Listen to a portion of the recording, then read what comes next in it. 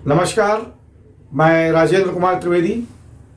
मेरा पिछला video disciplinary action against police personal इस विषय पर था और उसको लेकर कुछ पुलिस अधिकारी व आम जनता ने, पब्लिक ने, मेरे मित्रों ने मुझसे विनती की कि आपने भी 30-35 वर्ष इस तरह से पुलिस डिपार्टमेंट में दिए हैं और उस समय आप पर भी अगर इस तरह की परिस्थिति आई होगी कि वरिष्ठों का दबाव, प्रचंड दबाव पे रहा हो और ऐसी परिस्थिति में आपकी क्या प्रतिक्रिया रही, आपने क्या निर्णय लिया, उसका क्या दूरगामी प्रभाव पर पड़ा। तो यहाँ पे मैं आपको बता देना चाहता हूँ, दूरगामी प्रभाव के बारे में तो मैं ज़्यादा नहीं बोलूँगा, क्योंकि यदि आप दूरगामी परिणामों के विषय में ज़्यादा चिंतित रहेंगे, उससे भयांकित रहेंगे, तो आप सही निर्णय नहीं ले सकते हैं और आपको दबाव के अंदर में आके ही काम करना पड़ेगा। तो यहाँ पे मैं आपसे मूल मुद्दे पे आता हूँ कि इस तरह की परिस्थिति मुझ पर आई होगी तो मैंने क्या किया।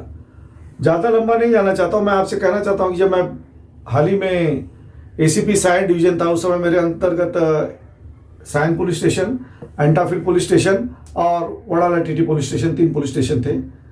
सायन पुलिस स्टेशन में उस समय सीनियर पीआई मृदुला लाड जी थी और हमारे डीसीपी माननीय श्रीमती एन अंबिका जी थी। सायन पुलिस स्टेशन का इसलिए पहले मैं उल्लेख करना चाहता हूं क्योंकि मृदुला लाड जी के कार्यकाल में सायन पुलिस स्टेशन में बहुत सारे papers, case papers police station से मिसिंग थे, गुम हो गए थे। कायदे अनुसार ऐसी परिस्थिति में गुनाह दाखिल किया जाता है। इस पर मैं बाद में आता हूं। अब यहां पे मैं एक मुद्दा आपके सामने रखना चाहता हूं कि अक्टूबर 2017 के दरमियान सायन पुलिस स्टेशन के अंतर्गत सायन हॉस्पिटल में एक व्यक्ति को खड़कपाड़ा कल्याण से लाकर कुछ लोगों ने भर्ती किया था और वहां पे औषधोपचार लेते हुए 2-3 दिन के बाद में वो व्यक्ति मर गया, जिसके चलते सायन पुलिस स्टेशन ने, इसके आईओ श्रीमती मुलिक मैडम ने जाकर पंचनामा कर 00 अंतर्गत एडीआर दाखिल किया। 00 इसलिए क्योंकि खड़कपाड़ा ये हमारे पुलिस स्टेशन के अंतर्गत न होने की वजह से उसको 00 में दाखिल करके वहां तपास के लिए भेजना पड़ता है।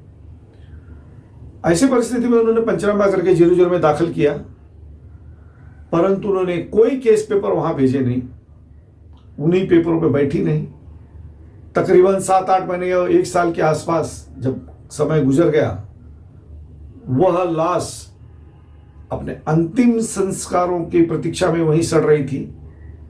सायन हॉस्पिटल ने सायन पुलिस स्टेशन को पत्र व्यवहार किया कि आपके पुलिस स्टेशन की अमुक अमुक नंबर की डेड बॉडी हमारे यहाँ पे पिछले 1 वर्ष से, साधारण 1 वर्ष से पड़ी हुई है और उसका डिस्पोजल आप जल्दी से जल्दी करें। ऐसी परिस्थिति में डिस्पोजल के परमिशन के लिए एसीपी के सिग्नेचर की परमिशन की जरूरत होती है। तो मुलिक मैडम वो केस पेपर लेकर मेरे पास में आई। प्रकरण 00 का था, इसलिए मुझे भी अधिकार प्राप्त नहीं कि मैं उस कागज पे सही करके परमिशन दूं, क्योंकि वह अधिकार क्षेत्र खड़कपाड़ा कल्याण का है और तकरीबन 1 साल जुने पेपर होने की वजह से और 00 के पेपर पेंडिंग पड़े रहने की वजह से मैंने उसकी तह तक जाकर तहकीकात की। तो सामने बहुत ही भयानक सत्य सामने आया कि मुलिक मैडम ने सारे पेपर खोटे बनाए थे। मतलब उसके जो पेपर्स लगाए हुए थे, आउटवर्ड नंबर दिए हुए थे, उस केस पेपर के थे ही नहीं, दूसरे किसी केस पेपर के हैं। इस तरह से खोटे पेपर बनाकर, खोटे दस्तावेज बनाकर उन्होंने मेरी फसवणूक करके और उसमें मेरी सही लेने की कोशिश की। सीरियस है, कॉग्निजेबल ऑफेंस होता है। मैंने इस बारे में डीसीपी एन अंबिका मैडम से चर्चा की, वो सहमत नहीं थी। तो मैंने फिर उनका कहना था कि आप सही कर दीजिए, जाने दीजिए, लावारिस डेड बॉडी है। मेरे मन को कहीं तो भी तकलीफ हो रही थी। मैंने पूरा एक रिपोर्ट तैयार किया मुलिक मैडम का और कार्रवाई के लिए एन अंबिका मैडम के पास दिया। एन अंबिका मैडम उस बारे में कोई भी बात सुनने को तैयार नहीं। उनका यही कहना है कि आप इस पे सिग्नेचर करिए, इसको डिस्पोज ऑफ करिए। अन्यथा अगर इस तरह से आप अपने अधिकारियों पे कार्रवाई के लिए कहेंगे तो पुलिस का मोरल डाउन होगा। अरे कैसा मोरल डाउन भाई? मैडम, ये कौन सा मोरल डाउन की बात कर रही हैं आप? एक मृतक व्यक्ति अपने अंतिम संस्कारों के लिए साधारण 1 साल तक उसकी प्रतीक्षा में वहीं सड़ रहा है हॉस्पिटल में, मुर्दाघर के अंदर, और आप बोलते हैं कि ऐसे पेपर में डिस्पोज अप कर दो। और वह महिला आयो मुलिक खोटे पेपर लाकर मुझसे उस पर सही लेने की कोशिश कर रही है बनाकर, उस पर कोई कार्रवाई नहीं की जाए, और उसके ऊपर कार्रवाई करना मतलब पुलिस का मोरल डाउन किया जा रहा है। मैंने क्लियर कट उसके अंदर उनका रिपोर्ट बना के दिया जिसके पेपर मैं आपके सामने रख रहा हूं, लेकिन मैडम ने कोई कार्रवाई नहीं की।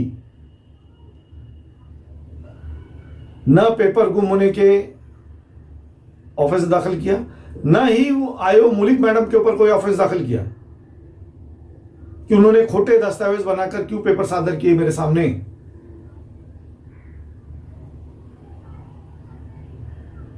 क्या उनका हित था, क्या उनके कॉन्टेक्स्ट थे, किस लिए वो कैसा कर रही थी, मुझे मालूम नहीं।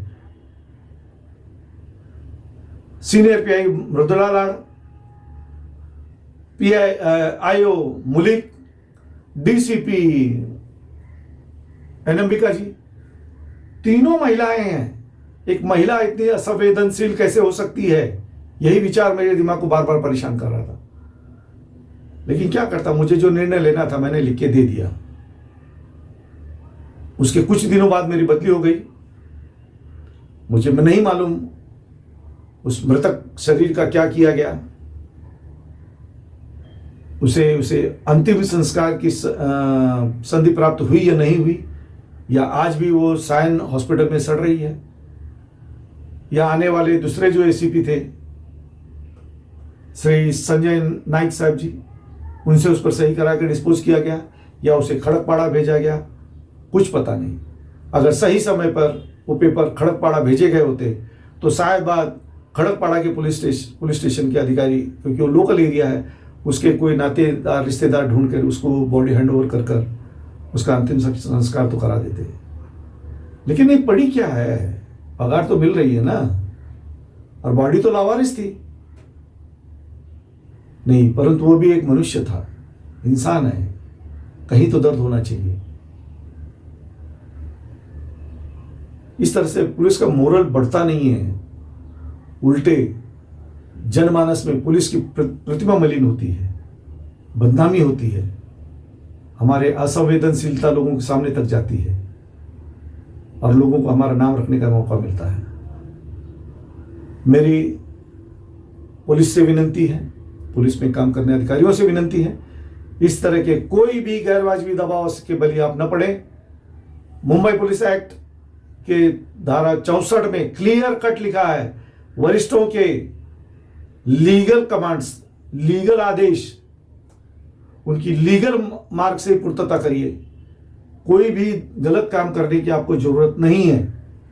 अन्यथा जैसे पिछले कैसेट में मैंने बताया था, वीडियो में बताया था कि कैसे वे अधिकारी दूसरे वरिष्ठों की गलतियों की वजह से आज विभागीय कार्रवाई के सामने जा रहे हैं, निलंबित हो रहे हैं, यानी दूसरे की गलती का दंड वो भोग रहे हैं, प्लस आत्मग्लानि में जो चल रहे हैं वो अलग। तो कृपया इस तरह से गलतियां न करें। निर्णय की कोई चिंता नहीं जब आप सही काम कर रहे हैं। ज़्यादा से ज़्यादा बदली होगी, यहां पर भी वही पगार मिलेगा, जहां आप जाएंगे वहां पे भी उतनी तनख्वाह आपको मिलेगी। और कृपया करके ऐसी संवेदनशील परिस्थितियों में तो इलीगल एक्ट न करें। मैं अपने शब्दों को यहीं पूर्ण विराम देता हूं। धन्यवाद। जय हिंद, जय महाराष्ट्र।